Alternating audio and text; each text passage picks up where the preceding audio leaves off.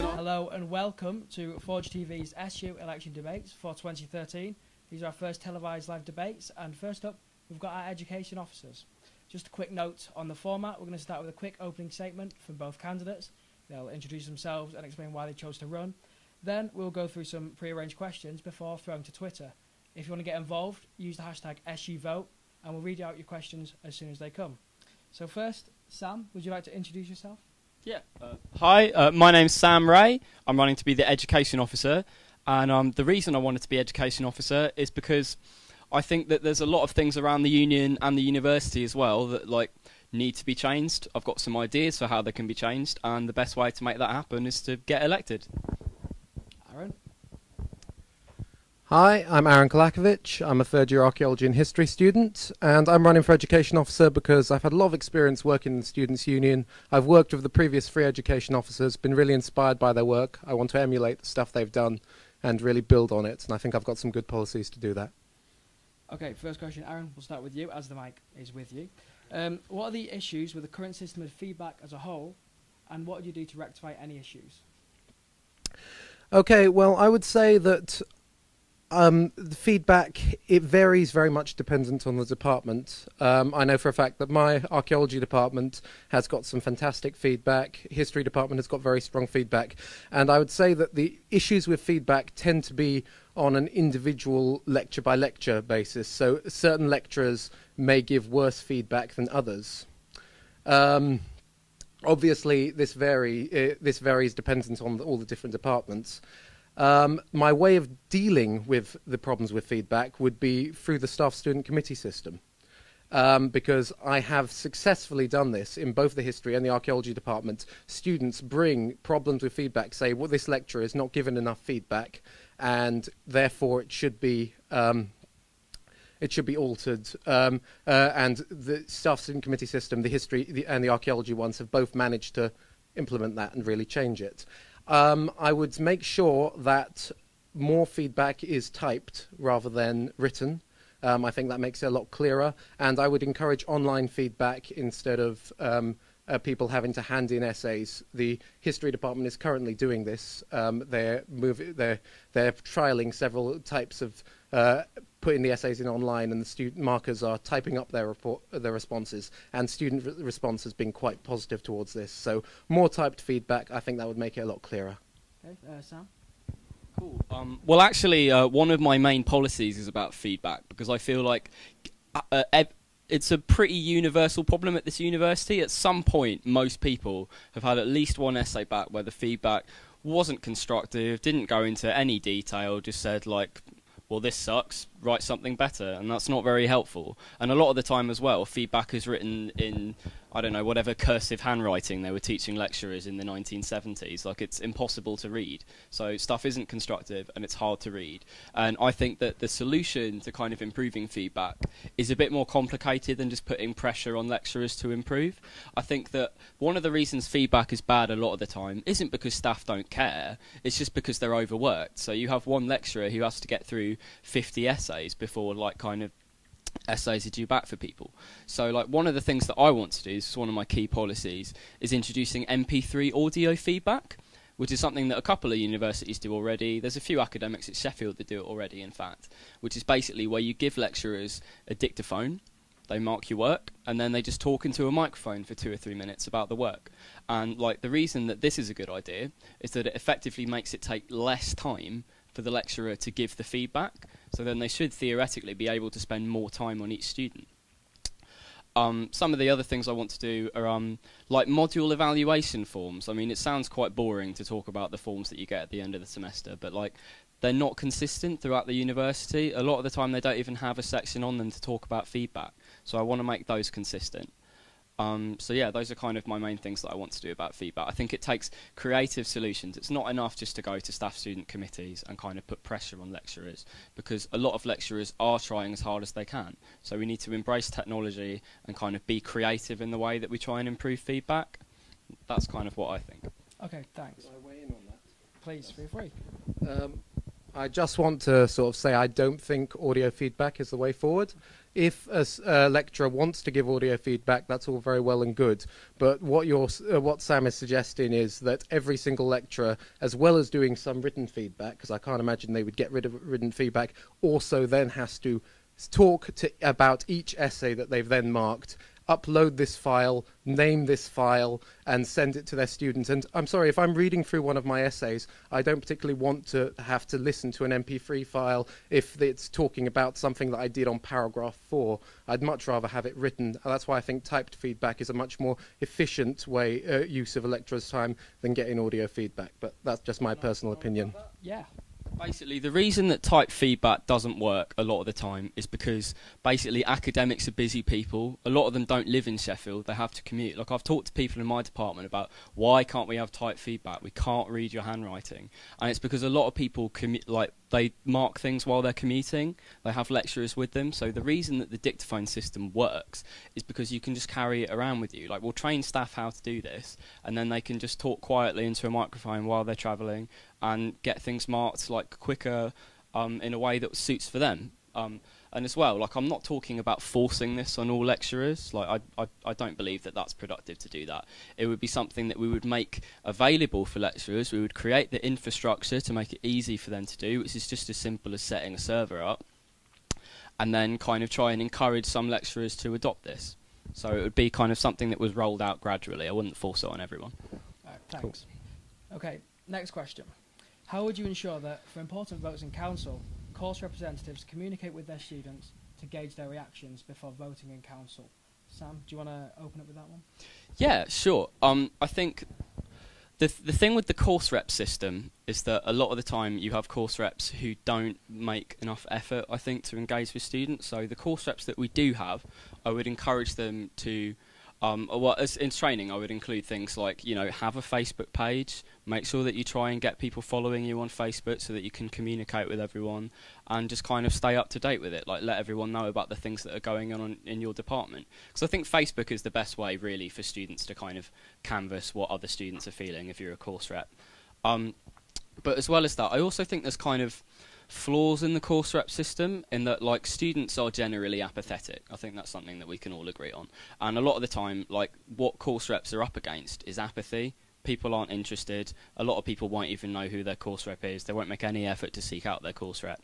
So I would like to actually create a parallel system to course reps where we have independent student assemblies within every department. So students meet up with other students. There's no one that's in charge, except for a chair who would kind of lead the meeting, and they would talk about the issues that were bothering them as course mates, rather than having one individual course rep who has to go out and try and talk to everyone. We'd have meetings where everyone meets up and talks to each other, and I think that would engage people in the decision-making process and maybe be a bit more of an effective way of kind of communicating what the issues are in a department, rather than one poor person who's got a degree to do as well and also has to try and track down all 1,000 students in the School of Management, for example. Aaron? Sorry, can I just clarify? Are we talking about the staff student committee system, or are we talking about the union council system? The union council system. Okay. So the councillors on the... right. Well, I think the council system works very, very well, and I'd say 90 to 95% of the time when people are the stuff that gets passed through council is correct. And I think the biggest issue that we have currently at council is that sometimes people are not... is, as you said, the breakdown of communications. I would say that definitely Facebook is a very important means by which students can get their point across, and councillors can talk about council policy. However, what a lot of councillors fail to utilise, I think, is the email system. Councillors have the right to send out an email to every member of their department. And okay, unfortunately at this university we do get a bit bombarded with emails, so I'm not suggesting that the councillors send out daily emails. That's absolutely ridiculous. But council only meets once every 2 weeks. To send out one council email every 2 weeks to tell everyone this is what is happening in council this semester, at the next meeting, everyone gets the option to read it, and I think it would get more responses and more people would be able to look into that. Okay, thanks. Yeah, please do. Well, I'm a counsellor. I'm the counsellor for English Lit and Theatre, and I try quite hard to try and kind of canvass students and find out what they're feeling. But it's difficult. Like, counsellors do have a difficult job. Like, I think I've sent out emails before, but as Aaron said, like a lot of the time, like they don't get read. They get kind of lost in a swamp of emails. And as well, a lot of departments don't even allow lecture shouts. So if I wanted to go into lectures and say, "Hi, everyone that does my course and that I represent in council, here's what's going on in council," like we have the university actively making that difficult for students. So we've got two options, is the way I see it, is that we can either try and lobby the university to make it easier for councillors to kind of talk to their students, which would take time, they might say no, or we as students can just organise ourselves and bypass the university entirely, and I think that would be a more efficient system. Do you not feel there'd be a little bit more excessive bureaucracy if you introduce more student bodies to just as for a system of representation as opposed to? No, not at all. I think a representative system is actually more bureaucracy because you have to hold elections. You have to have like different layers of kind of representation. So right now you have a course rep who goes to an SSC, who talks to a counsellor, who then has to feed back to everyone else. There's all these layers of bureaucracy that could be bypassed if you just had a meeting of students with a chair who kind of organised the meeting. Like, it would be less bureaucracy, Do you I feel think. the councillor system isn't working then? Do you think it's not the most efficient way to I think the council system is really effective for some things and not for others. I feel like councillors can be really good at kind of sorting things out in their own department, but like as an example of the kind of thing I talked about, me and Aaron both were part of Reclaim Your Education in the past semester. It's something that's still going on. And councillors, we all voted to try and mobilise students to go on the NUS demo in London back in November. And all the councillors worked really, really hard. A lot of course reps worked really, really hard to try and mobilise students. And we were able to mobilise 220 students, which is pretty good, but you have to remember that that's out of 25,000 students. And I think one of the reasons that we couldn't mobilise more than that is because people just don't feel engaged in the decision-making process. Like, it's just, if people are engaged in making the decision and contributed to making the decision because they were at the meeting where the decision was made and they got to talk if they wanted to, they have some ownership over the idea. If they're just told by a counsellor, like the email I sent out to my students where I was like, well, I as your counsellor, I think you should go on the demo. Like, they don't have any ownership over that decision, and I would like people to make decisions with me rather than me kind of tell them what to do. The next question will actually be, Aaron, I'll give you first go at this next one. What can be done to expand the Reclaim Your Education campaign after the lack of impact following Demo 2012? Okay, to expand the Reclaim Your Education campaign, that's actually one of my policies. I want to see it expanded. One, I want to make sure that we work with more institutions within the city. I don't want it just to be a Sheffield University thing. I would like to try and get other, I would like to get Sheffield Hallam involved definitely in it, and perhaps sixth forms, we could talk to them, and just any other institution that would be interested in working with us. I think that could definitely. I think the other important thing about the Reclaim Your Education campaign is we need to get a broader range of student views represented on it. And that is something that it really isn't. Currently, I love a lot of the people on it, but they are pretty much of a very similar political persuasion.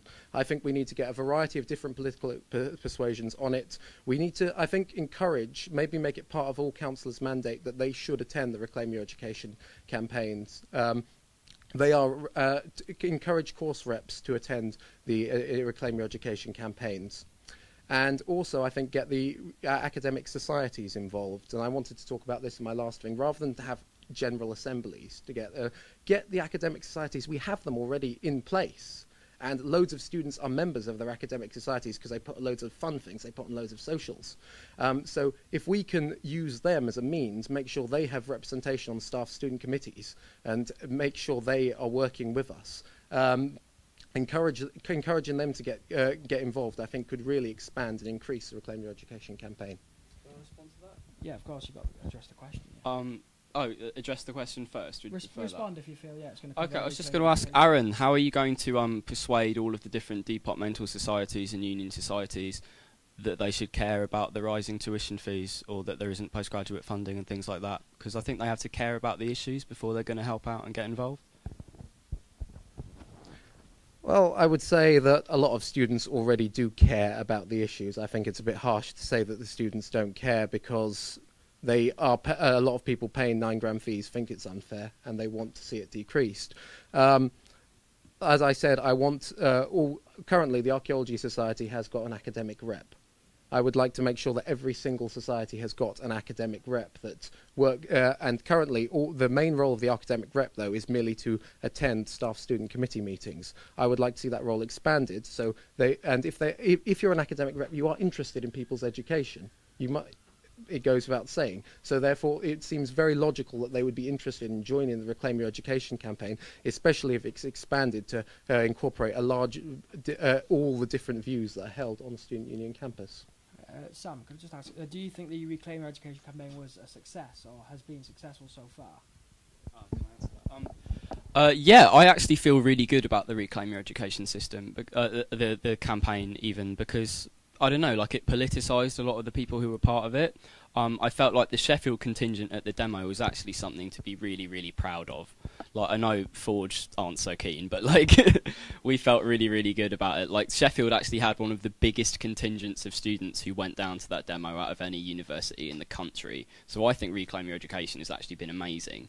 But obviously, like, it's a big battle that we're facing, and like we need to step it up if we actually want to kind of feel like we're like getting anything changed or influencing kind of the dialogue about tuition fees and the lack of postgraduate funding and things like that. Okay, Aaron suggested how he'd step it up, make people aware of the campaign. What would you do to expand it then? Well, the way that I would expand the big problem that Reclaim Your Education has is just like students are busy. Like, students care about things, but students are busy. They have degrees to do, so recruitment is a problem. It's difficult to kind of recruit people to take things on, because obviously people want to help, but not everyone can kind of spare the time every week. So like, one of the things I want to do is through the assemblies thing, if we had assemblies meeting up in every department, and those assemblies from departments could meet up in a general assembly, then Reclaim Your Education as an organisation, that includes me and Aaron and some other people, we could go along and talk to a big crowd of people who are there to discuss the other issues that concern them, not just the issues that Reclaim Your Education is concerned with. We'd have a big audience of people that we could talk to and try and explain like how this is in their interest to get on board with Reclaim Your Education. It's about, I think that effective student engagement in politics has to be about more than just telling them that something is important and that students should get interested in something. You have to kind of like respect that everyone has their own problems, and that like we believe that, like, me and Aaron both believe that like the tuition fees thing is a problem, but like people have their own problems, and we should try and solve things like together rather than separately, so that people kind of feel engaged. Okay, Aaron, do you want to come back? I'll just ask a question about that, because right, you've made a big thing about these general assemblies that you want to implement. You think they're quite important, but you've also talked about student apathy. So far, all you've said is, I will create these general assemblies that will get massive turnouts that the Reclaim Your Education will be able to address, but you've also said that students are very busy. How are you going to get these massive turnouts at these general assemblies when it's sometimes hard to even fill one councillor position on the Student Union Council? Well, the reason that I think this would work better than some of the other systems we have in place now is that essentially, like, people would be meeting up with their course mates. They'd be meeting up with their friends. So, like, it wouldn't be as intimidating as a lot. Like, the reason a lot of student politics doesn't work is because it becomes a bit cliquey very quickly. You have the same people going every week. Typically art students who have a bit more free time. There's nothing wrong with that, but, like, they have a bit more free time, so they tend to dominate these things, which means that, a lot of people who are engaged with things like don't really feel welcome at things. Like I have a good friend who's a chemist who went along to Fund Education Not War, and she couldn't really spare the time to go along every week, and she kind of felt a bit like I don't know, like she couldn't contribute as much as everyone else, and then she felt a bit bad about that and ended up not going. Like, that's not Fund Education Not War's fault. They're a great organisation, but like she just felt that she wasn't on the same level with everyone else. So I feel like if we were to have chemists meeting up with other chemists, talking about the things that bother chemists, and also kind of engaging with these national issues from a chemist's perspective, like particular degrees have their own perspectives on these issues, definitely, then it would just be much more engaging, and I think it would be something that would become self-sustaining. People would go along, realise it was interesting, and that they can talk to their friends about things that are really bothering them and feel engaged and not apathetic anymore, and other people would see that and respond to that, and I think that would work. Okay, anything to add?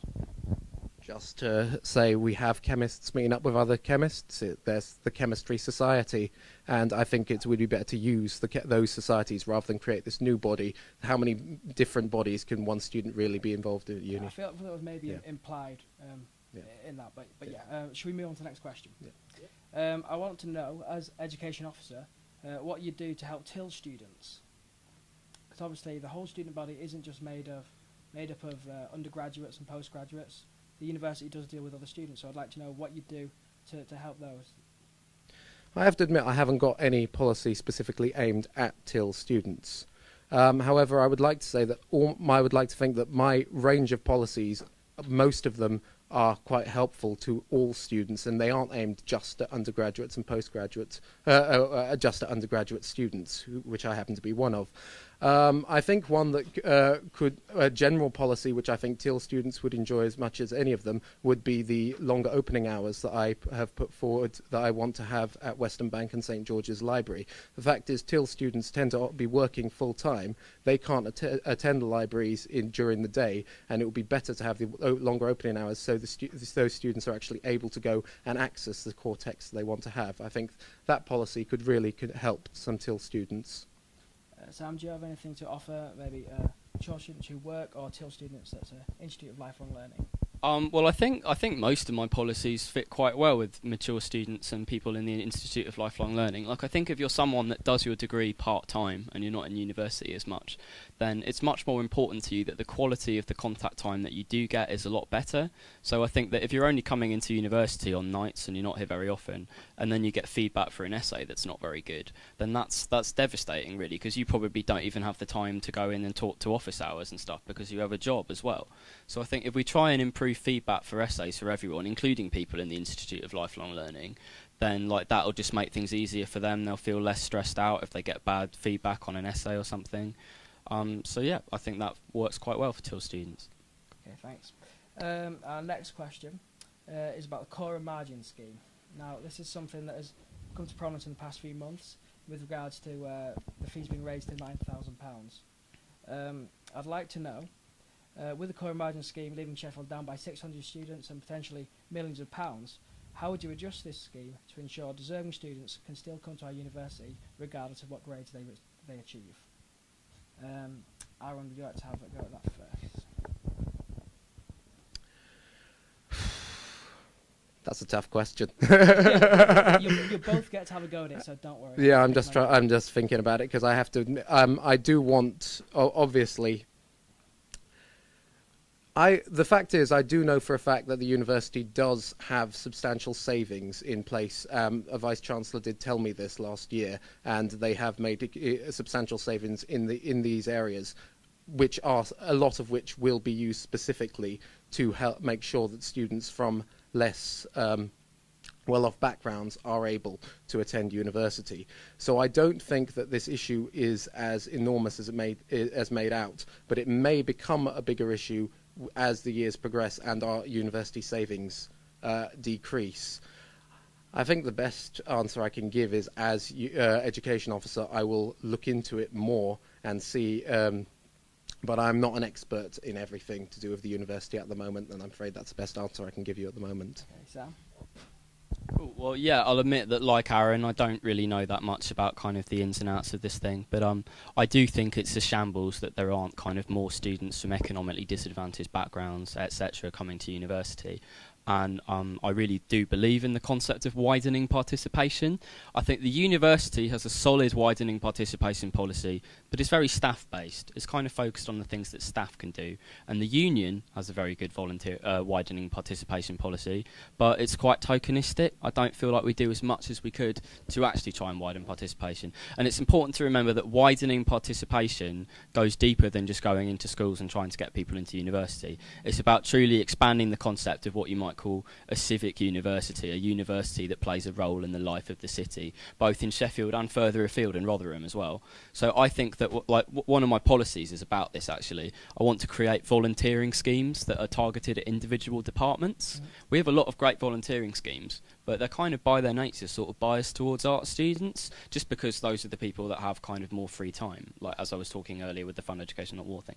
So I would like to create volunteering schemes targeted at specific departments when they're free, so that we can get much more people contributing to the community. Okay, and that's kind of how I deal with that. To return to the feedback issue, we've had some people get in touch on Twitter. Matthew Robinson has been in touch. Say, I have 8 lectures this semester, only 2 of them use PowerPoint.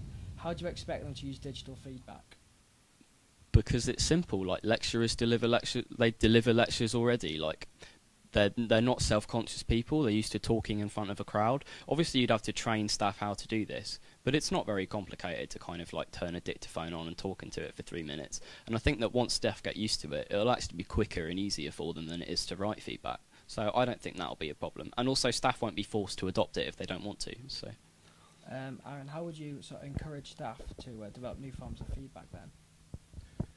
Like I said, I think the most important thing for staff is I think the biggest issue with feedback at this university is quite often it's illegible. If someone has written, if a staff member has written feedback down, it can't be read, and I think typed feedback is the most important thing. And to encourage more staff to actually just type out their feedback, I think that's a lot more efficient than to have audio feedback introduced.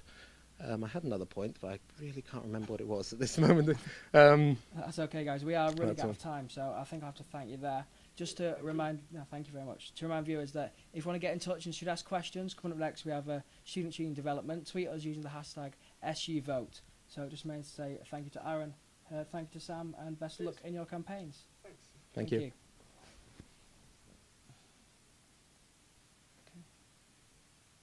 Right. Thank you very much for that, guys. Cheers.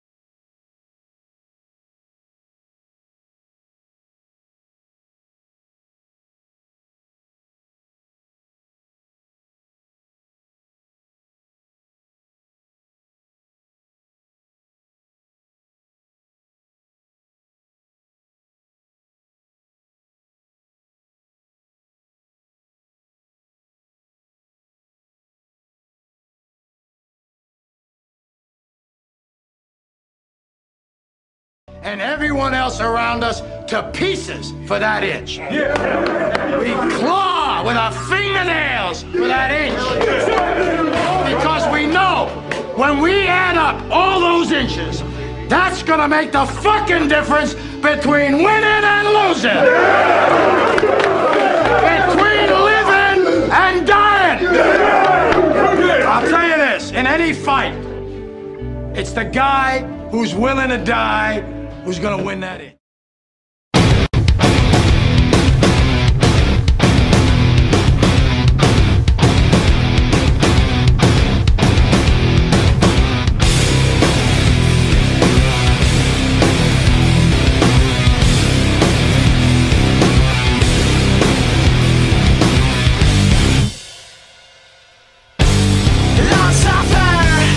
Patient kind, never proud, jealousy.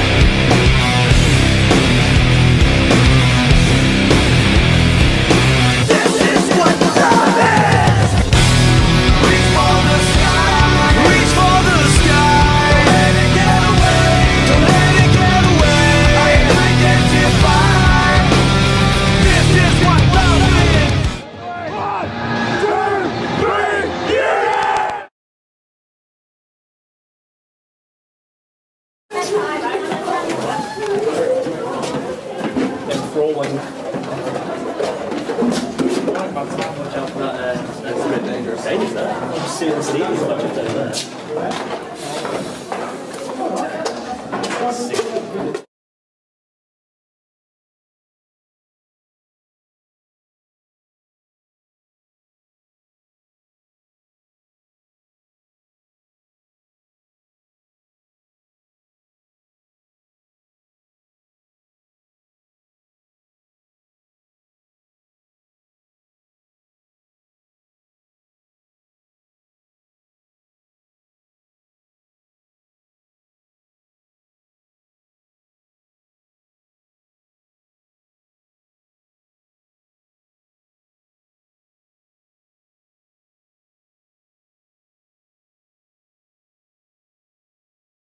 Hello and welcome back to the Forge TV Students' Union Officer Debates for 2013.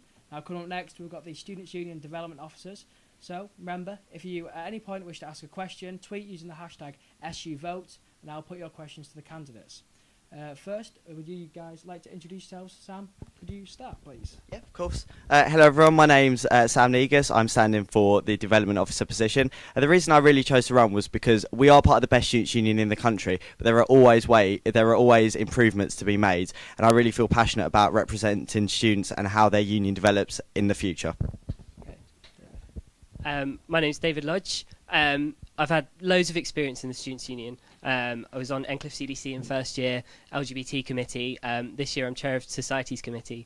Kind of thanks to all of this experience, I really believe that every student should feel like they own a part of their union and it should be more accessible. It should communicate better with its members. And I think I'm the best person for that job. Okay, thank you. We'll go on to our first question. Remember, if you want to come back on each of his points, feel free to do that. That's absolutely fine. So, Sam, do you want to start with the first question? Of course. You'll both have a go at answering it, by the way. How are you going to ensure the University House refit best serves the needs of students? One of my manifesto points was to hold monthly surgeries, and although I'd like to do this throughout the year, I want to make sure that at the very start and when the building opens, I really want to have student groups in and a lot of students in, just to hear how they think that their union should best serve them, especially with regard to space and how they want this to be allocated. And perhaps a better system can be developed for actually working out how you book spaces, although I'd have to liaise with the activities officer to do this. Okay, David. The kind of the space has already been allocated. I think it's more about communication. Throughout the building work, it hasn't really been communicated that well why it's even happening. You know, and bits have been closed off, and it's been a massive inconvenience for people.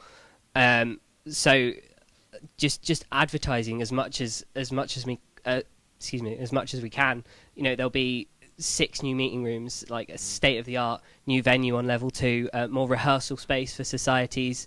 We just got to get it out there and be able to allocate it and book it properly. Okay. Can I just yeah, please go for it. Could you just tell me how you actually think that the communication really will work? I think it's important that you have student groups in and find out what their needs are first, as opposed to just say you're communicating. And maybe a lot of individuals who aren't part of clubs and societies might also want to say in how this is done. Actually, one of the things that I want to do, instead of kind of surgeries, or at the moment there are ideas forums, but they can be quite hidden away, have really open, accessible forms of feedback. So booking out the foyer with a giant whiteboard is getting people to actually come and write on it and communicate with officers and tell us directly what they want. Isn't that essentially, though, like a surgery, but like slightly less indirectly, just writing on a whiteboard and then back to it? That they're making it more open and more accessible, instead of saying come to us. Like when people are walking through the foyer, it's the staff and officers jumping up and going to the students and saying what do you want. But I really do think that communication is a huge part of it, because if you don't know it's happening, then you know nobody's gonna come, nobody's gonna react to it. Okay. Yeah. Sorry, can I just please go make on. a point? I do think the communication is important, but I think before communication, we actually have to find out what we're communicating, and it is finding out what we're communicating that we really have to hold surgeries first and actually find out what students want. Okay. So, as we know, the building work is set to be concluded towards the end of this year. And I want to know, after the building work is concluded, how will you ensure that students come back to use the facilities, such as the Union Shop, when it is back on campus? Sam, you might as well open up with that one. Yep, I think it's important. Actually, on the theme of communication, it is about marketing.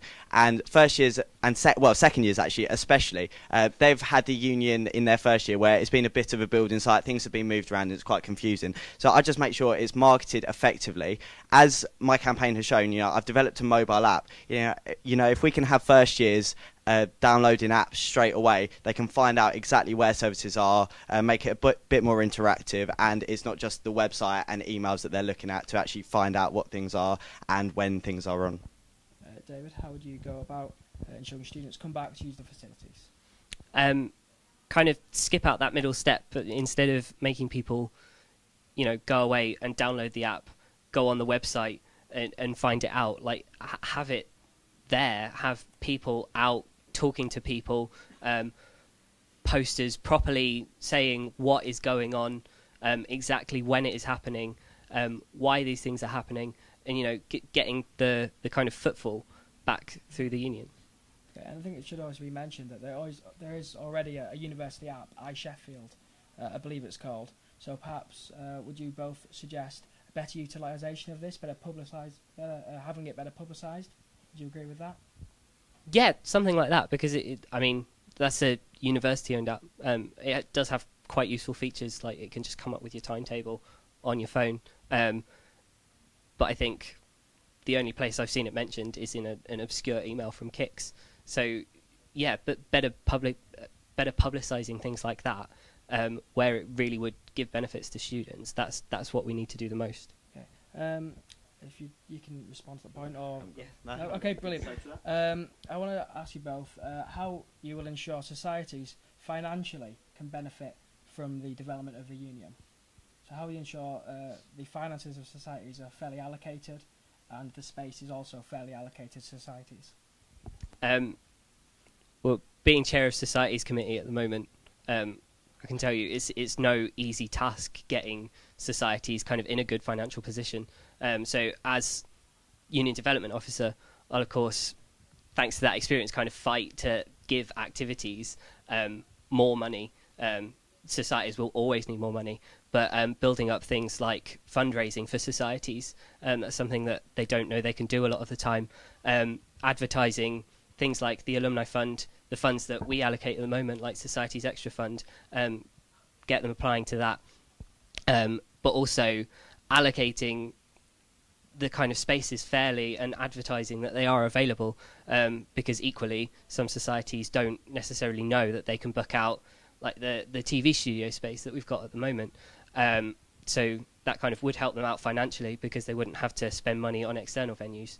But it's kind of, material things rather than money. Sam, would you like to also address that question? Yeah. I'm going to address the first question and funding first.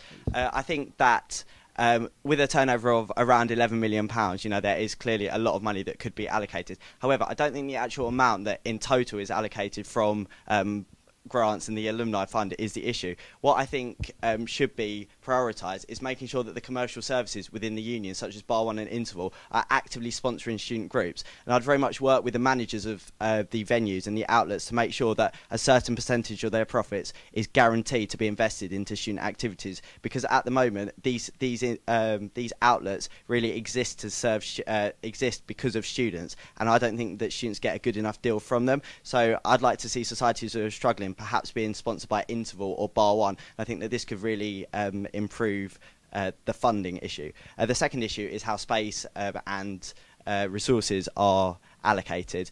I think it's very important, and this is why I'm going to link it back to my surgery manifesto point, that we hear what students want, exactly how they want it to be done, because it is their union and it should be up to them to decide exactly how things are done.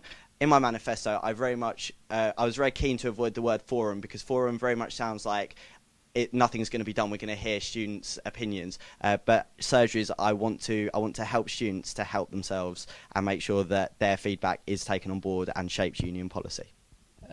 David, do you think that's feasible to have Bar 1 and Interval sponsoring societies? It already happens. Like, if a society finds themselves in kind of financial difficulties, all they've got to do is come and talk to Societies Committee or the Activities Officer, and we would send them to the outlets who already kind of that. Well, they wouldn't necessarily sponsor societies outright, but they can help in other ways. Kind of when we ran Societies Takeover, like there was a Societies Takeover beer in Interval, and we got some of the profits from that, and they helped out with like flyering and things. So, it already does happen.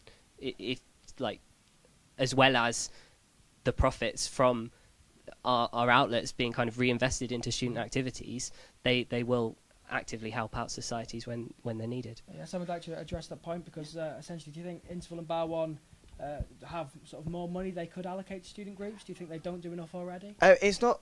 Well, it's not that they don't do it, and I know actually some of the outlets are very generous with their allocation, but what I really want to see is a guarantee of a certain percentage of their profits is guaranteed to be invested back into student activities. That way there's no confusion, there's no bias. They know they might have to invest, say, 20% of what they make back into societies. And as chair of RAG, I do understand that they can be quite generous, but I'd just like to see more of a guarantee that they will reinvest back into activities. Okay. I'd just like to remind viewers that if they do have any questions, to get involved, tweet using the hashtag SUVote, and I will put your questions to the candidates. Now, next, just going to address a couple of things from both your manifestos. Sam, you've got the mic. Might as well start with you first. Okay. We already have separate reward cards for coffee revs and the union shop. Surely giving away things for free isn't necessarily to the benefit of the union? I think it's important to reward loyalty to the union. At the moment, we've seen, because of the building work, an adverse attendance at not only the club nights, but Bar One's been a lot quieter, and things just, I don't think, are ticking over as much. And okay, this year it's been okay because the university are actually covering any losses that the union make. But we do need to make sure that we are providing good value for money. And I think that giving students money back is just a small way that we can say thank you. And with, as I've said before, with a turnover of £11.2 million, this isn't going to create a lot. It isn't going to create any sort of budget deficit, and it's going to encourage students to come back. But I do agree that there are these separate cards, but I'd like to see them rolled into one. So I'd make sure that I work with the managers of commercial outlets as well as accommodation and commercial services to make sure that any card can just be used across outlets, as opposed to the confusion which currently exists where there's one card for one and one for the other, as you've already mentioned. David, would you like to sort of address the issue of bringing students back to the university? Obviously, Sam suggested this card. Do you think that is a feasible policy? And if not, what else would you suggest to bring students to increase the footfall in the university? I would question, because on the one hand you're saying, reinvest more profit into activities and societies, but equally if you have a loyalty card and you're just giving things away to customers for free, that's going to take away money. So I don't necessarily think it's a feasible policy, but I'm going to go back to my point about communicating. If there's one thing that I really think that the union could do better, it is communicating, because there are so many amazing things going on here, and people need to know about it. And I think that on its own would bring people back in if we can say what do you want in a kind of open, accessible way, and then advertise it. That would bring people in. And kind of, you say that kind of club nights and bars are seeing fewer people coming in. Activities and sports are seeing more people coming in. Push that, advertise it, and let people know. Hey, David, just like to ask you a quick question. Mm-hmm. Obviously, club nights have moved to other venues around Sheffield. I just want to know how you would bring the students who are currently in their first year, so not experiencing most union club nights, how would you bring them back? Would you use drinks offers? Would you sort of say that was a viable idea to bring people back to club nights? Yes, up to a certain point. I think there's got to be something more than that now.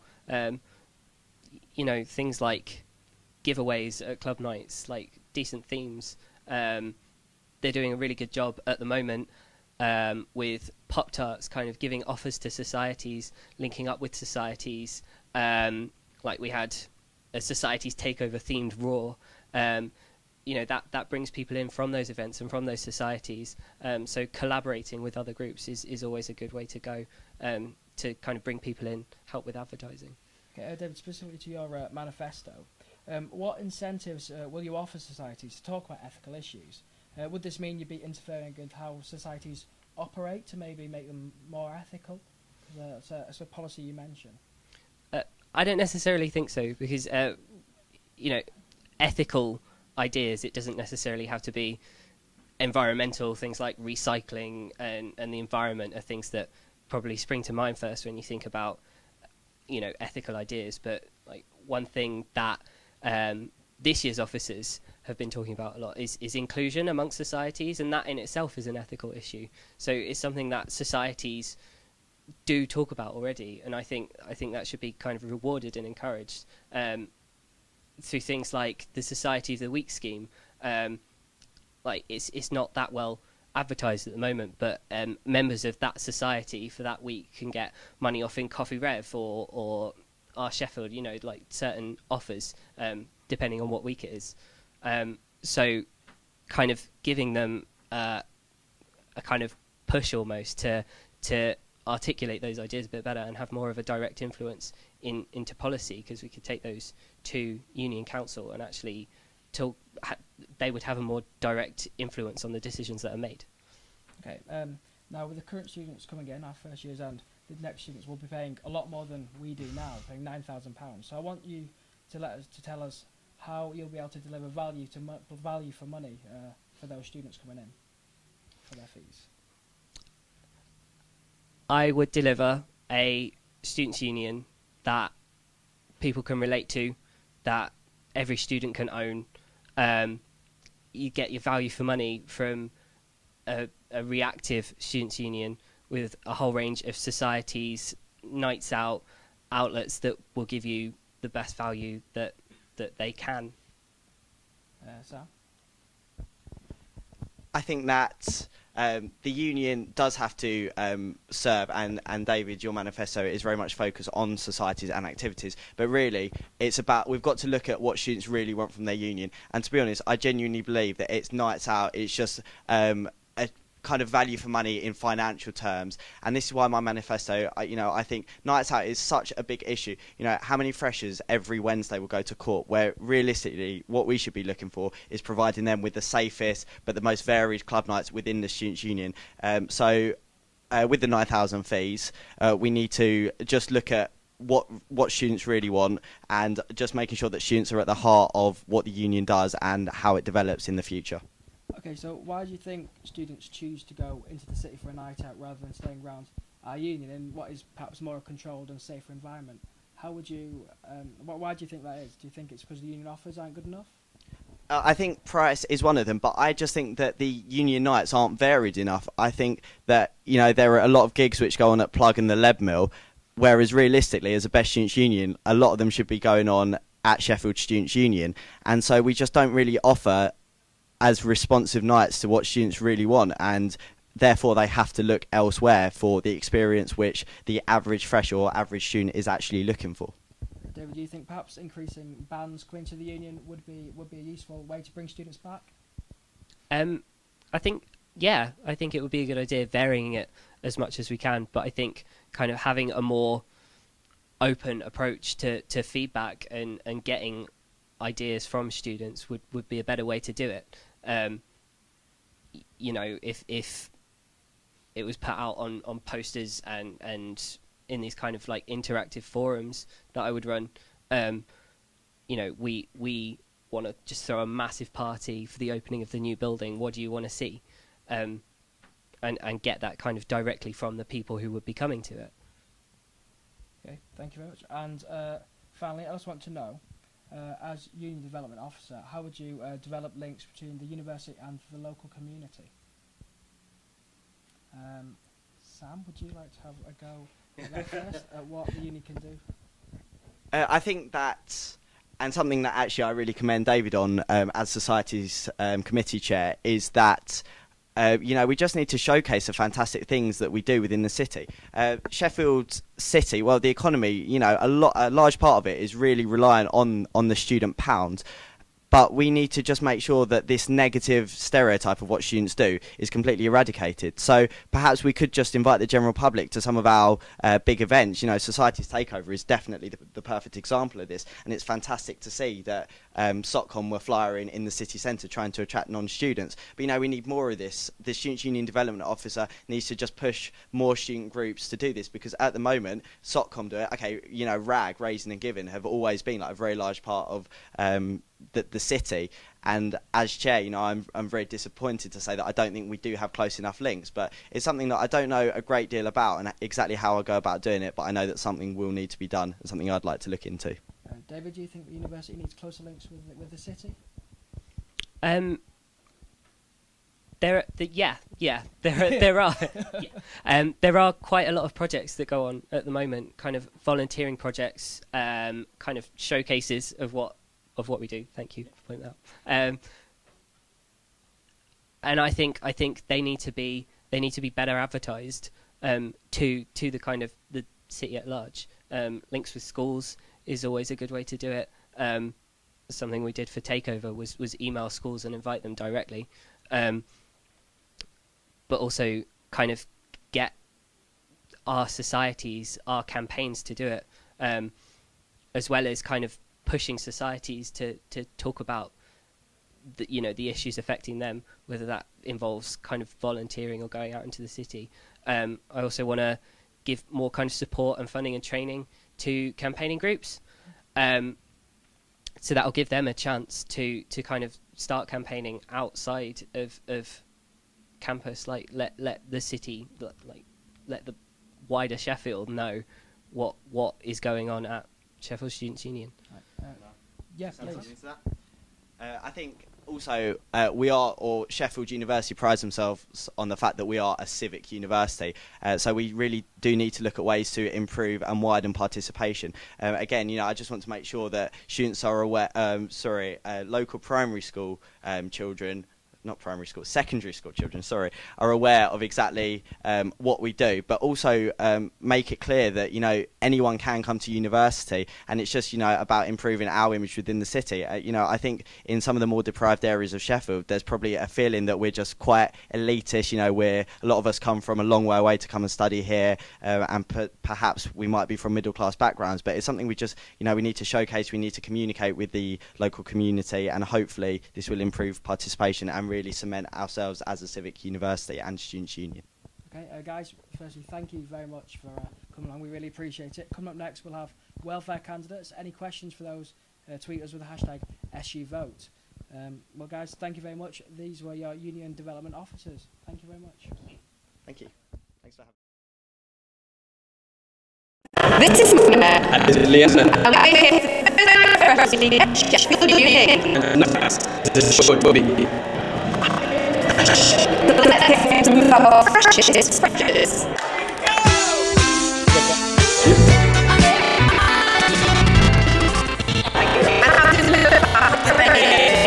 Everyone can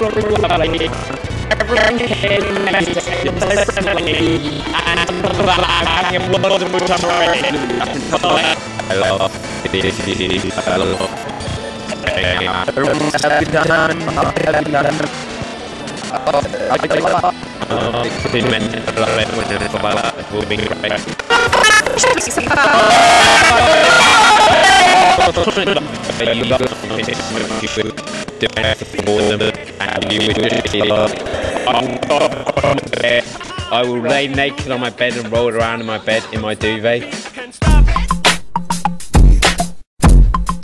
I'd call it the mashed potato, which is as follows: mash, the potato, and mash.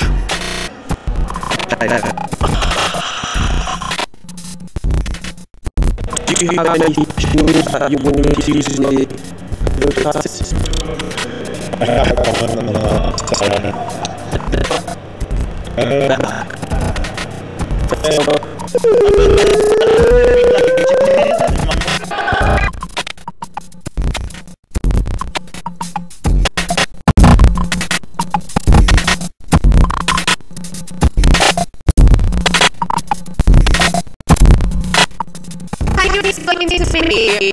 What is the structures in Sheffield University?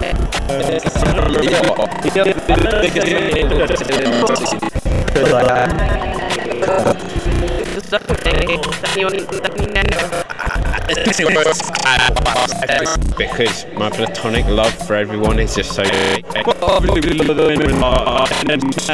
mean, it's quite a right thing. Sheffield, come here. Alright. Yes.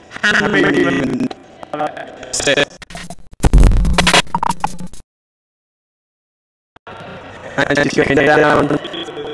And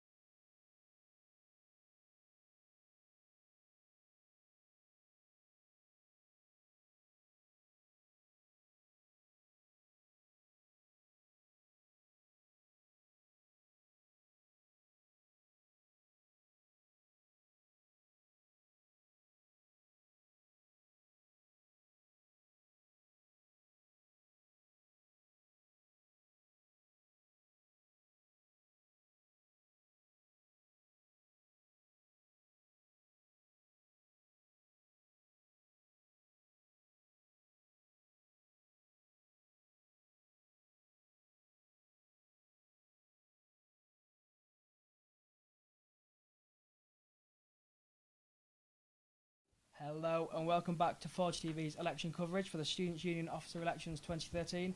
Coming up next we have our welfare candidates. Now, just to explain the order, we're going to do brief opening statements from each candidate before moving through to questions. We've got a lot through from Twitter. If you want to submit any more, the hashtag is SUVotes, so please do get all those questions in and we'll put them to the candidates. Should we start with introductions? Charlie, you've got the mic. Do you want to go first? Yeah, okay. Hello, my name's Charlie Wren. I'm running for the position of Welfare Officer because, to put it really simply, I think it's a position in which I can make a huge difference. Hiya, my name's Becca Barnes. I'm running for Welfare Officer as well. And I've got 4 years experience, a great manifesto and an awesome slogan. So hopefully you get to hear that at some point. Okay.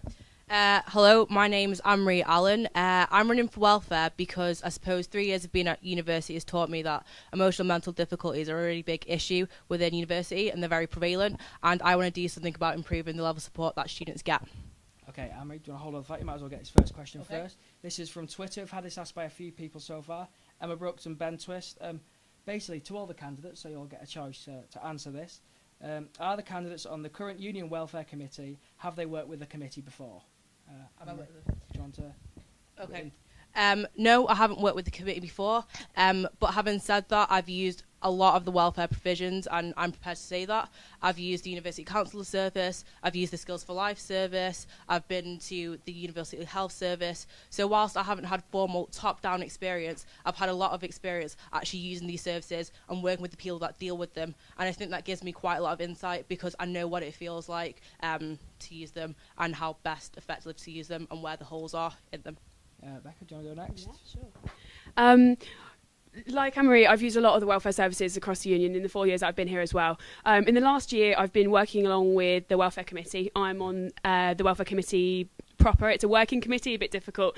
You can come along, join us. It's a working committee. Come along once or twice or however many times you like. The actual committee members, I'm the inclusions officer, working closely with the welfare officer at the moment, John Gleek.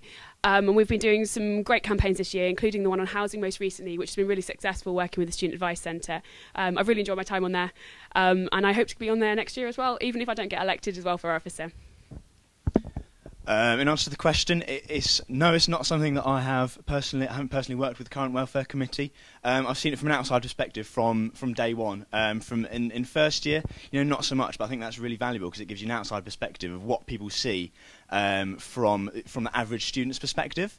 And then as second and third years gone on, I've got more and more involved within the union on various committees, on various support systems. So I think that's really transformed. I think I've seen it from both perspectives, from sort of outside and from within, which I think has been really, really interesting and helpful. Okay, next, another question from Twitter. Lots has already been done on mental health awareness. What other welfare areas do the candidates believe are important to work on? Charlie, you got the mic? I think probably the most vital area is the communication of services, because there's so much stuff that the union has. The most fantastic support system, probably out of any university, and it's just a shame because it's underused by the people that really need it. So I think that the way that we publicise it, the way that it's brought to the forefront of the conscience of students, is one of the most valuable things that the welfare officer can do. How would you go about communicating this to students? Identified it's an issue? Yeah, I think the clarity of services. So by, one of my policies, for example, is to, I know we're probably going to talk about policies in a bit, but the email idea. So rather than being emailed individually about everything, I think we can, collate it and make sure that people are told where they are, where to access these services directly in as brief a time as possible, because if people want to find out about it, all that needs to be done is for them to be prompted rather than told specifically every single thing. So I think that would be one way in which I would improve the clarity. Becca, what do you think? What other areas do you think are important to work on? Sure. I would agree with Charlie entirely, actually. I really believe that referring to services is something that I've put in my manifesto because I do believe it's a big aspect. I specifically looked at how it is that the student union services are referred to by the academic mentors. So academic mentors is something that affects every single student in university. You have a departmental mentor, and making sure that they feel confident to say that even if they don't know, they can put their hands up and say, I don't know, but instead of hitting a brick wall on this, let's move forward, let's refer you to one of the services. I've also picked out 2 other areas on my manifesto that have been really thought out based on what I've seen in all my welfare roles over the last 4 years. And I've carefully thought about them, all things that I could thought would make a big impact. So less about the promotional side of things and more about the things where quantifiably I can look at it at the end of the year and say, I've made a change in that welfare aspect. So we've had some fantastic campaigns so far on this year on housing. I picked that as only one from the Welfare Committee alongside the Student Advice Centre. But that's better off left, I feel, with the Student Advice Centre and the Welfare Committee with the welfare officer supporting them in doing that. Personally, I feel I'd be best used as a leader and a representative. So I've picked out 2 other areas as well, including being a representative from the union between the university and union on the topic of careers. It's a massive worry for students, and in no way am I going to be adding to that intimidation by saying we should be getting a job, we should be hurrying up with things. What I'm saying is that if you're a first year, think about how you're spending your time, or think about how your time is making you employable. And if you're a finalist, spend 15 minutes, sit down, think about your CV, or perhaps have one of the 15-minute advisory appointments with the careers service. That's also something that I feel really strongly about. And also the leading representative is something I'm taking forth also in the health side of things. I'm a medical student, it makes sense. I feel I'm a really unique candidate in that I can go to the University Health Service and take forth improving that service. Everyone seems to have an opinion, but those opinions aren't being put forward to the health service at the moment. Speak to the doctors in their language, take it, translate it back to the union, and hopefully make a real difference as well. Do you think being a medic will sort of give you a big advantage over the other candidates then? I do, actually, and it's only in that sense of speaking to the University Health Service, it can help to sit down and have some kind of sympathy for them in terms of they're not just a student service in the same way that any student union service is. They have NHS requirements as well. They're clinicians in themselves, as well as having administration responsibilities. And being able to sit and speak the same language as them is a way of kind of breaking some of those barriers and making sure that the union can get their voice heard. I'll be taking some of those back, and then hopefully student voice will be put into the University Health Service where it's definitely needed. And then I can also use that liaison that I've already got to make future bonds with them and hopefully be implementing that feedback back in. They'll see a benefit because they're getting the feedback that they require for the NHS as well. Why do you feel it's important to form a link between the union and the health service? Do you not feel they operate well as a separate body, or how? I think the reason I want to go ahead with it is less to do with the link between the union and the health service, but because I'm in a really strong position to go ahead and do that this year, hopefully breaking down some of those barriers that future welfare officers don't need to be medics, they don't need to know the lingo to do it. We've already started forming those links with them.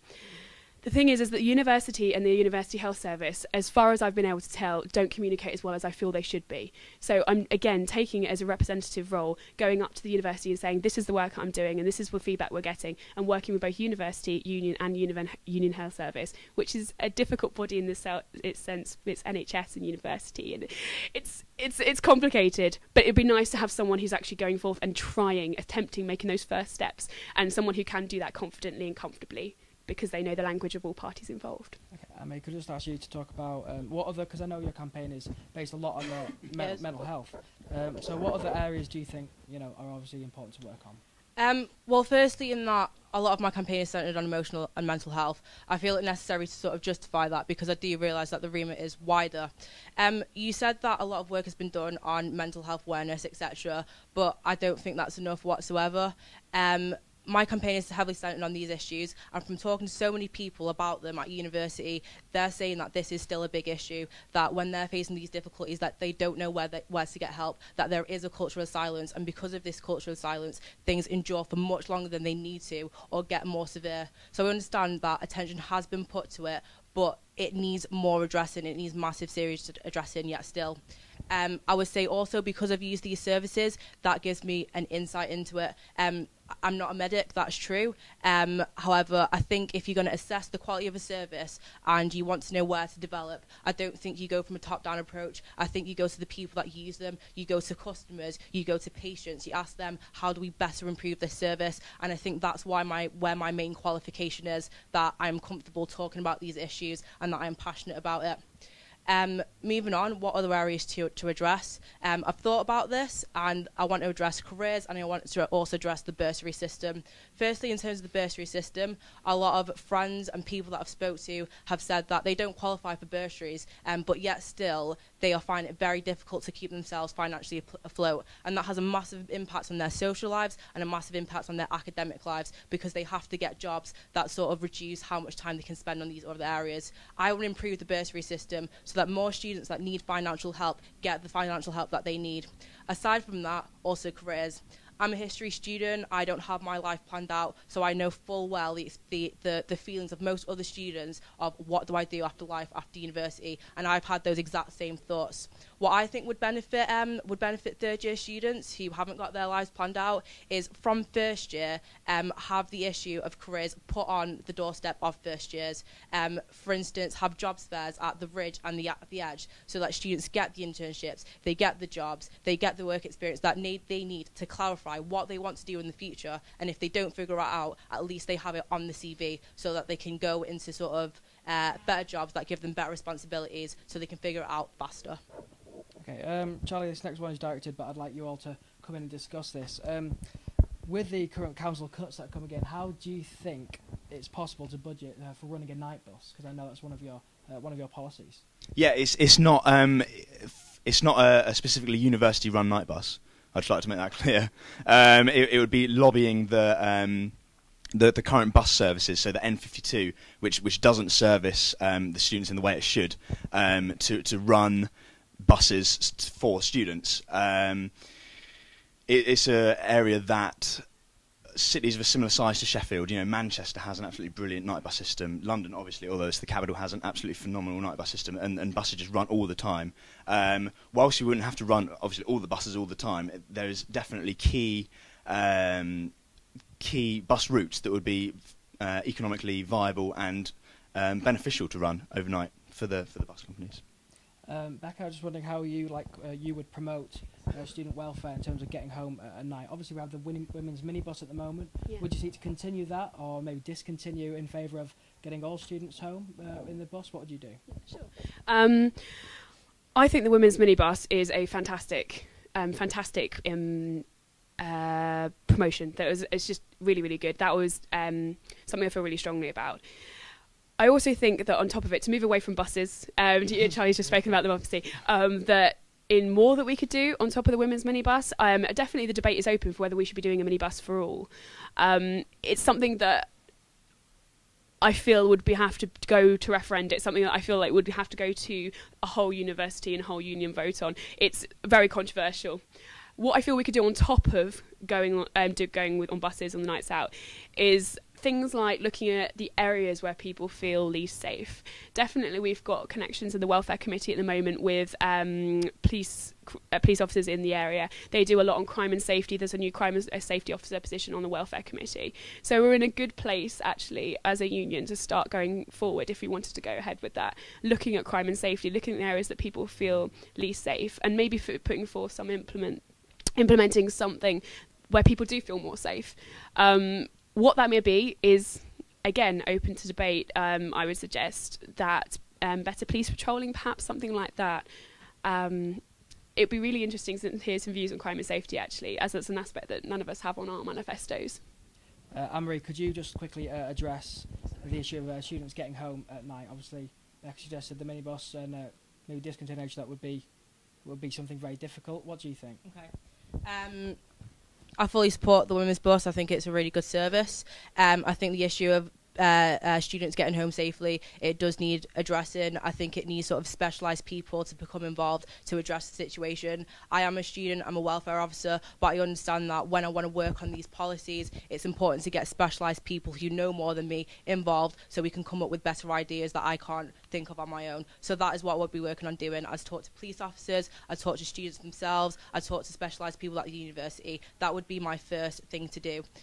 Ideas that just off the top of my head, I think it would be good to sort of encourage. I think a lot of the time students walk home late at night after nights out. Clearly people have had a drink. It's difficult to sort of take care of your welfare. I think it would be important to sort of encourage people to make sure that they know where their friends are. The buddy system, make sure where your friends are, you're all walking home safe, stay in contact, etc.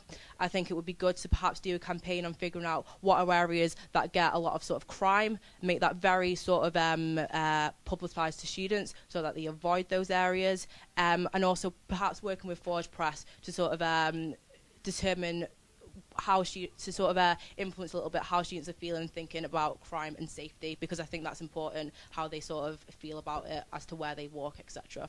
That's what I would do, but I say most heavily I would talk to people that know better than any of us, and that would be the guide to getting sort of policies put into practice.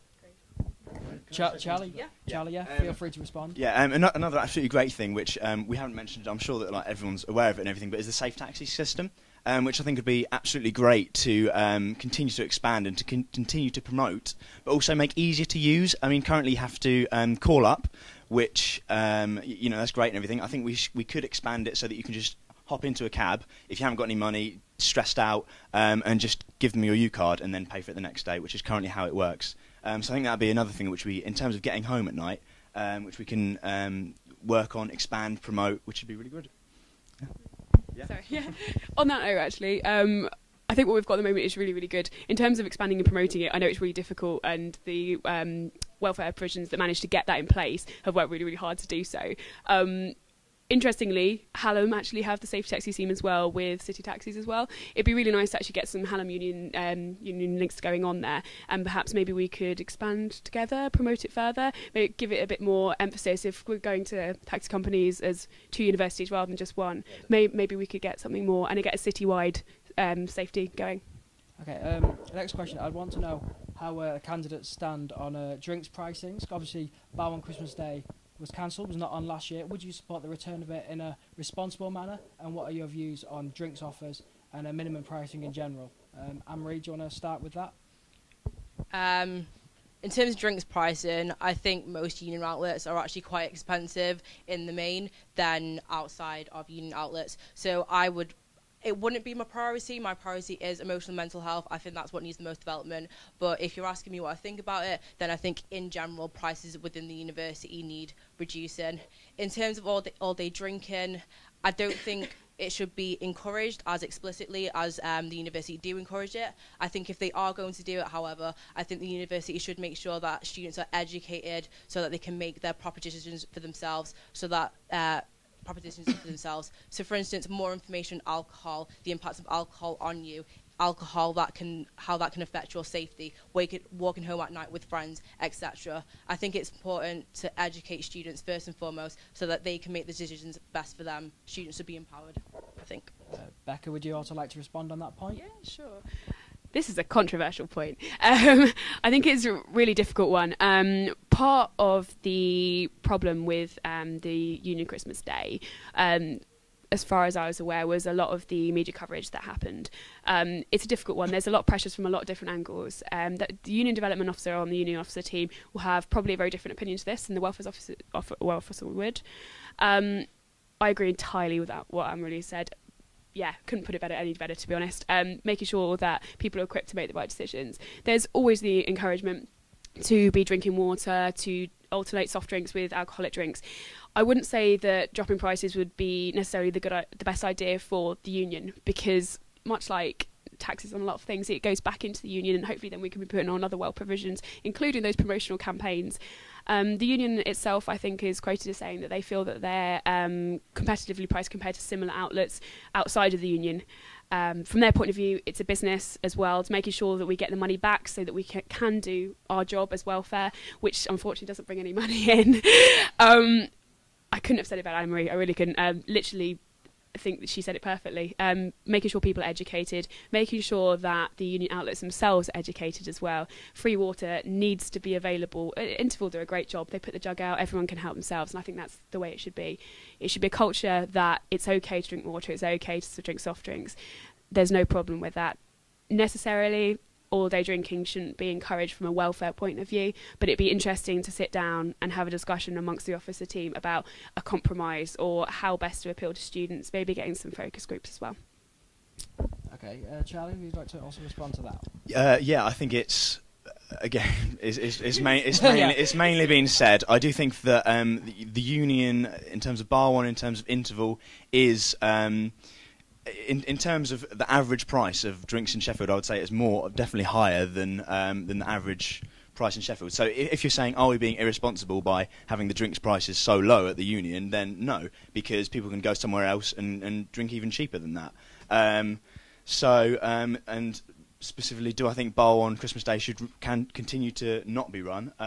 No, I don't see a problem with it, as long as, like these guys said, it's the issues are made aware.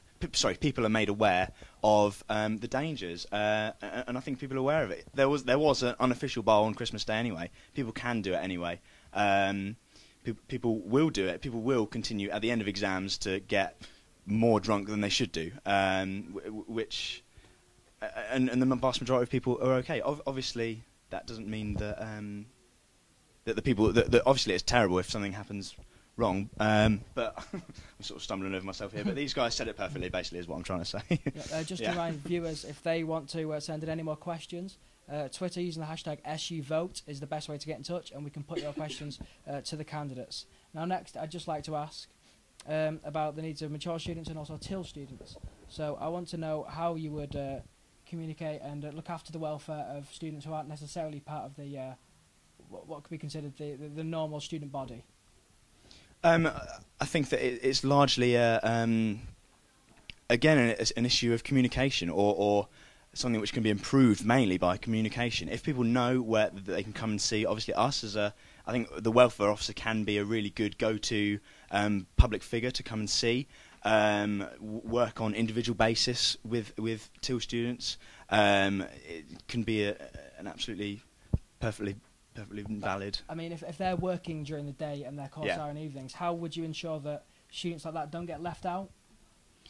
Well, obviously, I think the union is brilliantly diverse in that whenever you go in there, there's things going on. So things in the evening, absolutely brilliant. You know, they can get involved just as much. I don't think there's a problem for people who can't make it in the day to also be involved in the union. I think it's brilliantly diverse in that. You know, if you want to find a society, all that we need to do is publicise it properly. All that we need to do is make sure that they're aware that they can find this society and that they can get involved. So I think that Becca, would you like to respond to that question? Sorry, first of all, Alex, I'm going to pick up on your normal student. Normal is not what I would consider to be an appropriate term. Yeah. Typical student, sorry. I feel really strongly about that. I like the idea of putting forth our underrepresented groups. I feel really strongly about it. It's one of my minor points of my manifesto, only because I'm hoping to be doing it alongside the women's officer on the officer team should I get elected, along with the international officer and any other work with any of the officers that needs to be done. Mature students, they've got an upcoming committee which I would love to support. Having spoken to some of the members of it, they're really enthusiastic, and it perhaps just needs a little bit of encouraging, a bit of embracing, and it'd be really nice to see them doing really well and actually forming a really strong committee that's not just these really enthusiastic members currently, but moving on into the future, that year on year will get stronger and stronger. It can be really difficult not coming to things during the day in the union. I know that more than a lot of courses, because of being a medic, we're out all day. But it is really, really good fun to get involved with the union. It's been great fun doing this campaign, great fun doing everything else. We're really lucky that on Union Council we're really well represented in terms of liberation groups. There's going to be part-time officers is a current proposal going through the Union Council at the moment for mature and part-time students. I'm really looking forward to seeing how that work's currently been going on, and I'm really enthusiastic to see how the future is going to be with these underrepresented groups, because they're not going to be underrepresented for very long. Anne-Marie, how would you look to appeal to mature and TIL students? Okay. During my campaign, I've made quite a big effort to talk to groups that are underrepresented, and I've identified 3 groups that I think are in need of particular attention. There's international students, postgraduate students, and mature students. First, I'm going to move to postgraduate students. Postgraduate students are usually older than the majority of students within the university, and at the minute, they have sort of very few societies tailored to them where they sort of can come together and socialise, etc. It means that a lot of postgraduates having minimal contact hours can find themselves feeling quite isolated because they don't sort of, they're sometimes on a different wavelength from, for instance, 18-year-olds living in halls, etc. So they can find themselves quite isolated, and I want to work on that. I want to improve sort of the contact between postgraduate students so that they socialise more, so that they get more support from one another. So that's one of the things I really want to work on. Secondly, international students. There is an international officer, but I think that if an international student has a problem with, say, sports or women's, then they should go to the sports officer or they should go to the women's officer. So I want to make sure that if they have an issue with welfare, they can come to me. I think one issue that I'd want to address is accommodation in particular. I think international students, from speaking to a residential mentor, can sometimes find themselves, more than home students, a little bit more isolated. And I want to improve that. Sometimes it can just be one international student in a flat of home students, and that can be sort of an unpleasant experience if they find themselves isolated. Sometimes it goes really well, but I think a lot of the time it doesn't, and that needs some serious attention. Lastly, mature students. I think there's an issue with mature students because most students, postgraduate or doing an undergraduate degree, are usually of a different age than those students, and they are also doing different things in their lives. So sometimes they can feel sort of a little bit out of sorts. I want to give that some attention. I haven't identified policies just yet, but I do want to work on that because as welfare officer, I want it to be inclusive. I want every single group to have the best university experience they can have. So I want to represent everyone. That's really important to me. Okay. Yep. Sorry, I just want to mention, as well as all the groups we've currently mentioned, there's also student parents out there. Don't worry, you're not forgotten. And actually, if I get elected, I'm really looking forward to doing some work for early on information for you guys. The Student Advice Centre is really keen to do some work, and they have been for several years. And so hopefully together we'll be able to do some good stuff. Okay, brilliant. Well, firstly, thank you to people watching online, and also thank you very much to our candidates for coming in. We really appreciate you coming in and talking to us. Coming up next, we have international student officers. If you want to get involved and should ask questions for them, #SUVote, so don't forget that. All that remains to say thank you very much for coming along, and yeah, we appreciate it very much. Thank you.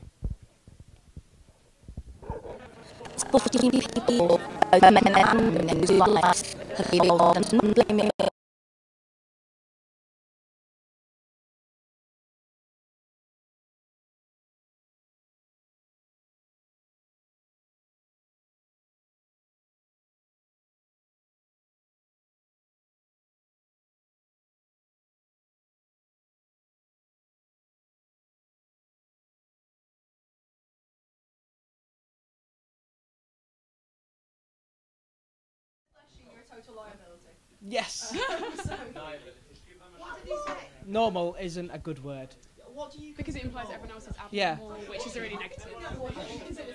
I think I need to I'm really nervous, so I need to go. No, really, like seriously, well done, everyone. I mean, well done. Like, thank you very much. Good luck with all the campaigning, guys. Thank you. Thank you very, very much. No, seriously. Well, thanks. No, appreciate it. Don't worry about it. Don't worry. I'm glad someone picked me up on it. It's actually probably.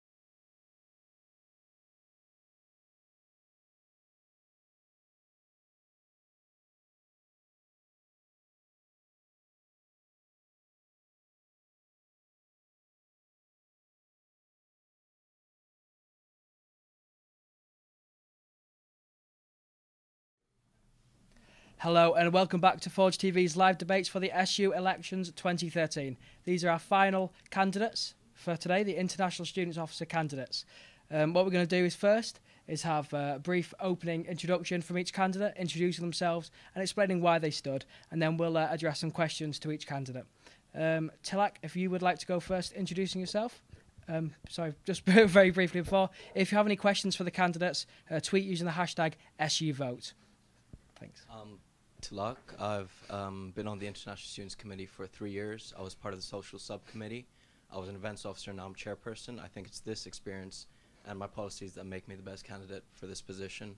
My policies include improving welfare for both home and international students, working on commercial services in the union, and furthering integration to create a sense of community citywide. I chose to run because I want to be International Students Officer. I want to be given the chance to implement and evolve my policies so that all, both home and international students benefit from the cultural diversity that we have in the union, at the university and in Sheffield. Hi, my name is Nicole. I'm a second-year law student and I'm the current East African Society publicist.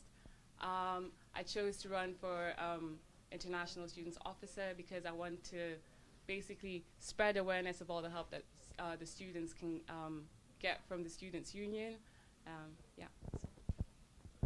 Hello, my name is Jorge Valencia. I'm a PhD student in information school.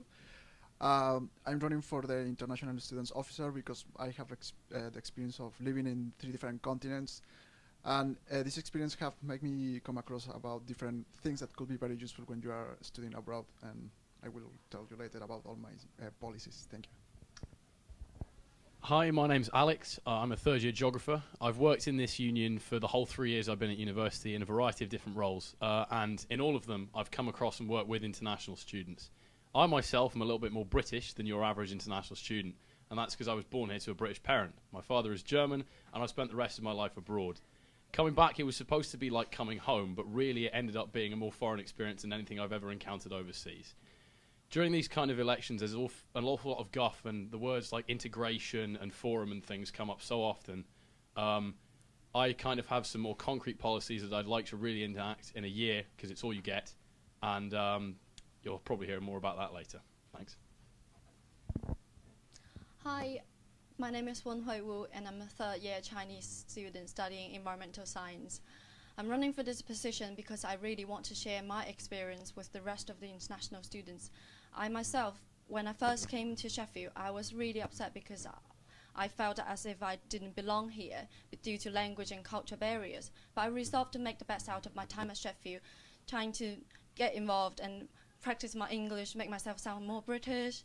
So here I am, I'm trying to be engaging and as active as I can be, and I really want to let international students know what activities actually work to get you more involved and help you to get integrated into the societies and this big family in Sheffield. I've worked with the University Student Support and Guidance Department on international integration projects, and I'm also a departmental representative who speaks up for my fellow students. I believe I have the best experience of being an international student, and I am your best candidate for International Student Officer. Thank you. Hello everyone, I'm Ying Shu, and I'm the final year student in Electronic and Communication Engineering. I would like to run for this position because I have 6 years experience for being an international student, so I'm aware of some issues you may have and the things for your perspective. So I would like to be the voice for all the international students, and I would like to campaign to giving all the informations like visa or maybe the custom informations to share with all the international students. And my policy I will support all the national communities or societies to run all the relative activities to increase the participation for all the international students. Thank you. Okay, and the first question to the candidates will be, in terms of policy, what will you do to ensure international students feel included from day one on their arrival in Sheffield? Ying, would you like to go first? I know our school got activities called Meet and Greet program, and I attended this program when I was the first year in Sheffield. I think that will be a good activities for all the international students because their first day arrive in the Manchester airport. They have no idea about anything in UK or maybe in Sheffield. So our representatives could lead them to the UK. But when they are first day in UK, I think we have to improve is the activities in the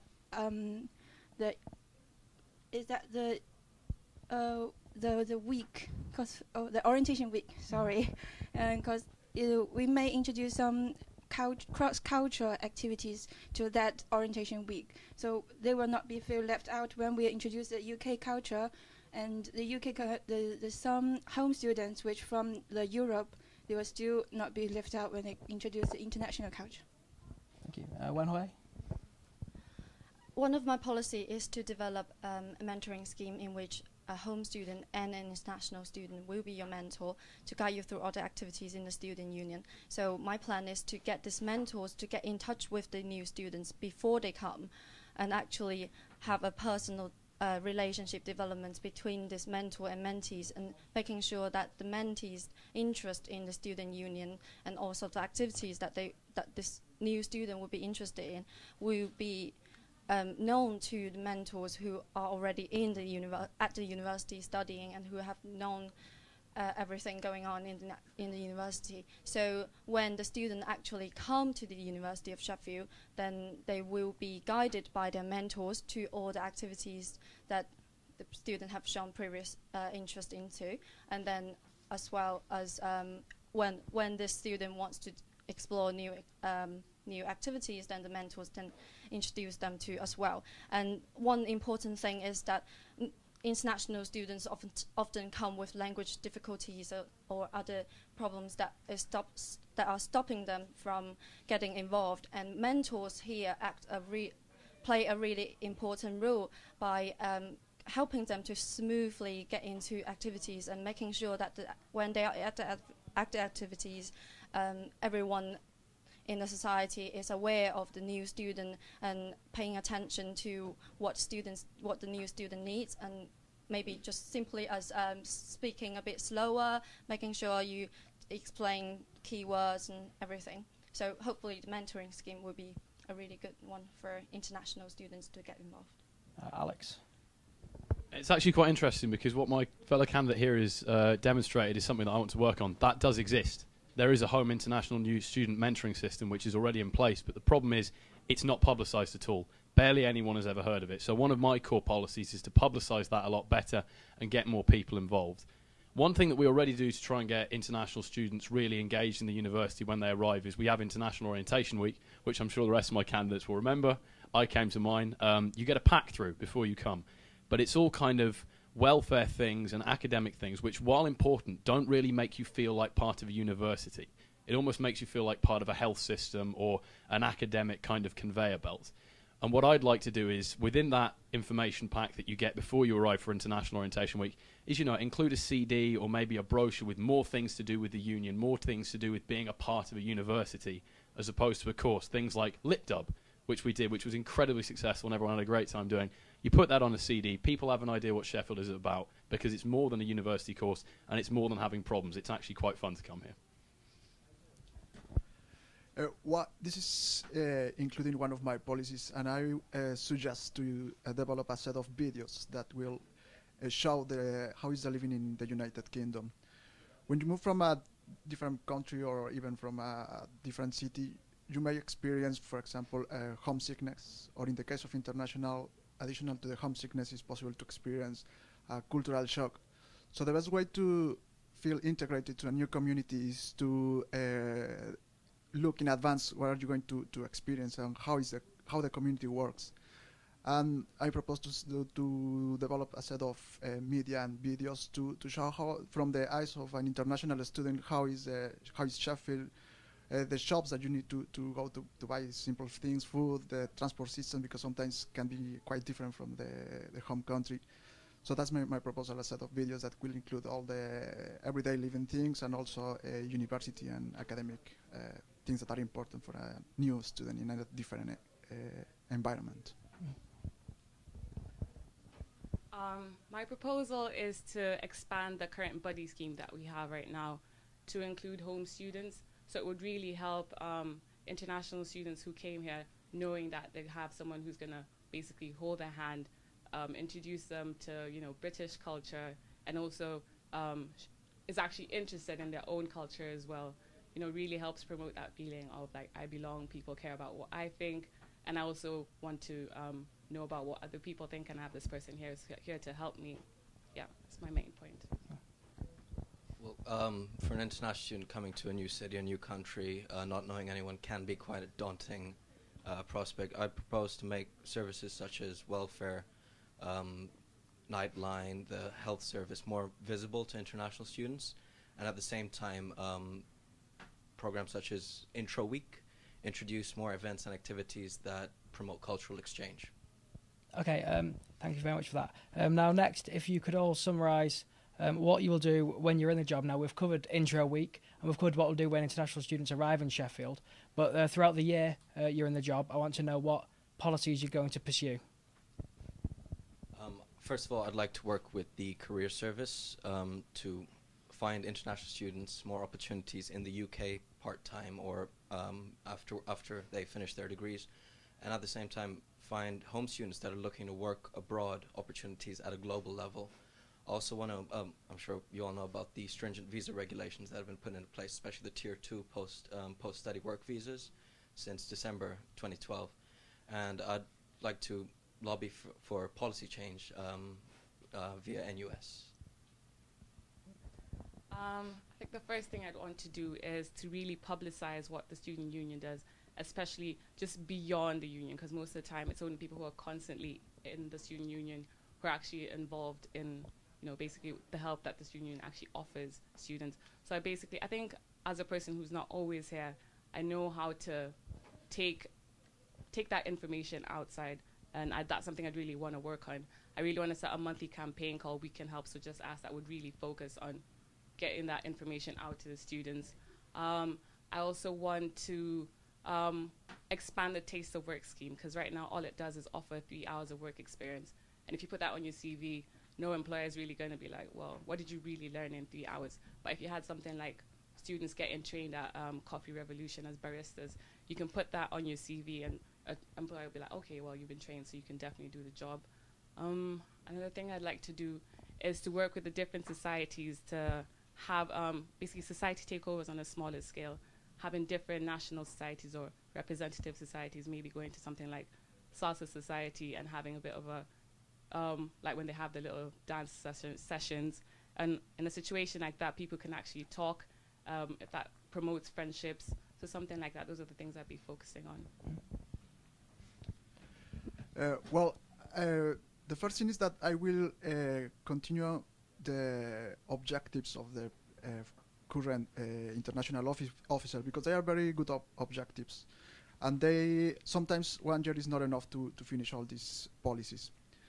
Additional to this, I would like to implement, for example, a horizontal knowledge transfer platform when a student can help other students, and also in general sometimes you have like a frequent questions, so they can find in this database answers for a huge set of possible questions.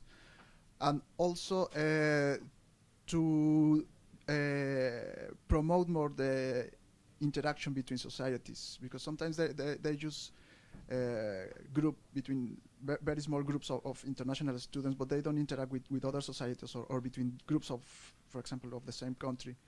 So I will promote more the interaction between these different groups, and also between societies, and generate like as a network for the interaction to not only to know more about specific answers, but also to possibly meet people with common interests. Yeah, I mean, the first thing, like Jorge says, really important to remember, the current officers are doing a great job. You know, a lot of people campaign on things are wrong, things can only get better. They can, but we've got to look at things like the internationalisation and the integration policies that people are currently working on. Fadi's going through with that. As international officer, I think it's a reasonably important part of your job to carry on with things that people have been running over a series of years. As Tilak points out as well, and I think probably all of us agree, things like fighting up for visa regulations, standing up for those policies are going to be a very important part in the next couple of years. And we're, heading into a general election cycle now almost. In terms of what I specifically would like to be doing policy-wise, like I say, I want to extend the Home International Student Buddy System. I think academically and socially that'd be great. There is a cultural aspect of that as well, where you can sign up to take an international student to, say, like a football game or to the pub. And I think one thing that a lot of people forget is that home students can learn as much from international students as the other way around. It's really important to remember that the International Students Officer isn't just there for international students. A lot of people don't even know that home students can vote for the international officer. It's important that people remember that and people do that because you're mandated by everyone, not just, the 7,000 international students that we have here who make up, given, a third almost of who we've got. Something else I want to do is increase the way that we deal with short-term students like Erasmus and things like that because for an institution of our size, we send a really disappointing number of people overseas. I've got friends who've done years abroad and things, and in terms of employability, it is incredible what that does for your CV and the things that you learn from that. So I really want to work much more closely with academic departments to help them work out Erasmus things and placement years where they can really benefit, the whole university as a general, because we are an institution that's part of the world, and we need to make sure that we keep our reputation good, not just in the UK, but with our partner institutions overseas. My policies will be focusing on 4 things. First, clarify the services provided by the university and the union by creating an online platform serving as a point of first information. So you get to know, for example, for immigration issues, the union provides certain services to help with immigration issues, but the university student support and guidance department also work for visa and immigration issues. But then sometimes you can't decide, where I should go for help. So this website will give you the first contact for help, and then you could get to know directly where I should go. And secondly, it will be making national societies more known to international students. National societies should be the first point of contact when international students come to Sheffield, because they are more likely to being at home when they're in part of their national groups. But however, not many international students know that their national societies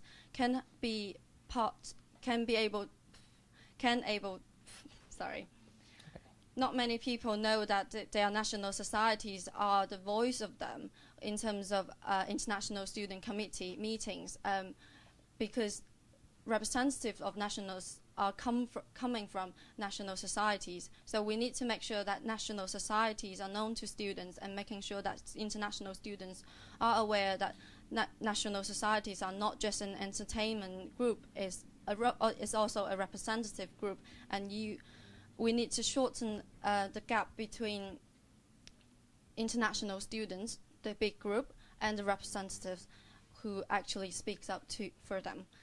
My third point of interest in terms of policy will be making sure that international students have less language barriers.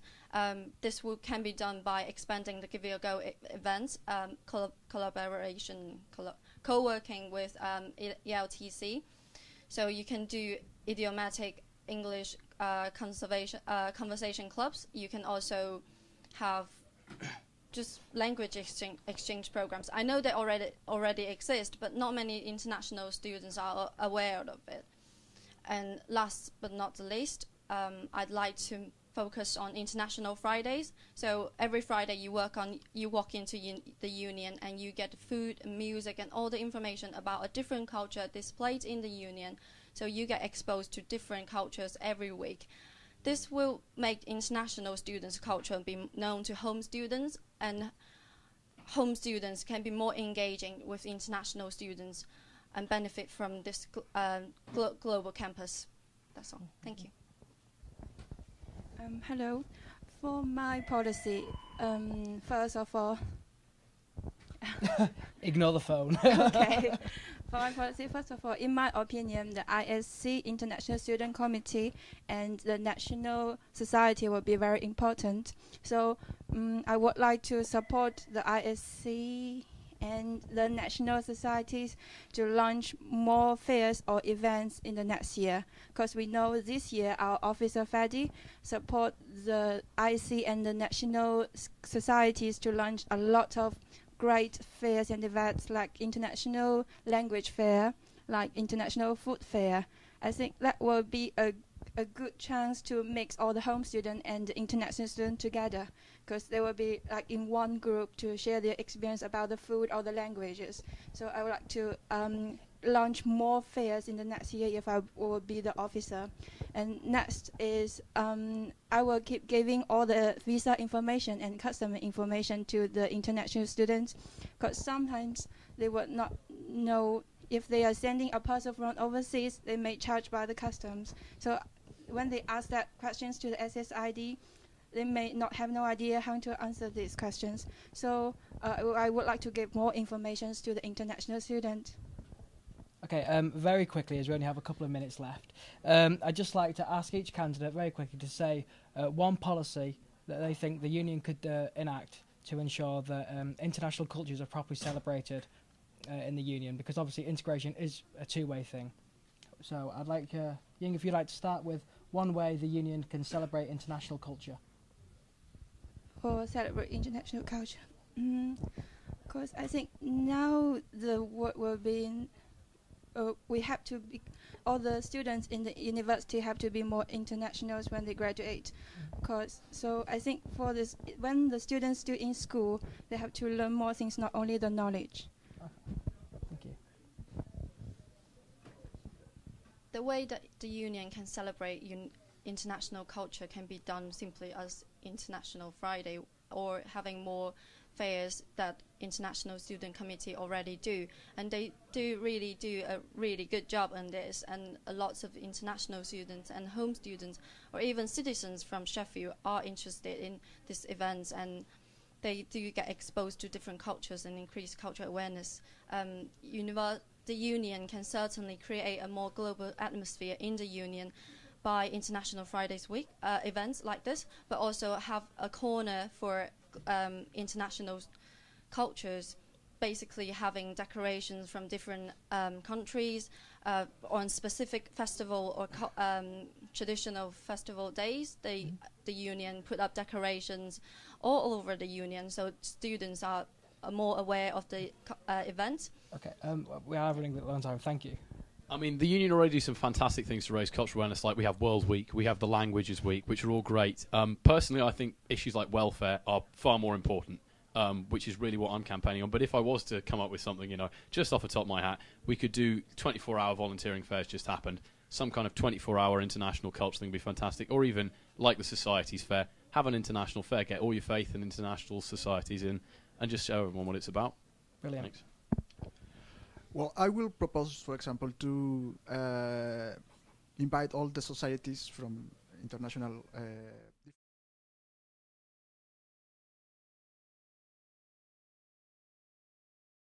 to celebrate this, sharing different things that are characteristic of each country, which include dances, food, poetry, and curious facts that you may not know about a different country because it's maybe too far from you, or you have not even imagined that countries exist. So I will propose that. Thank you.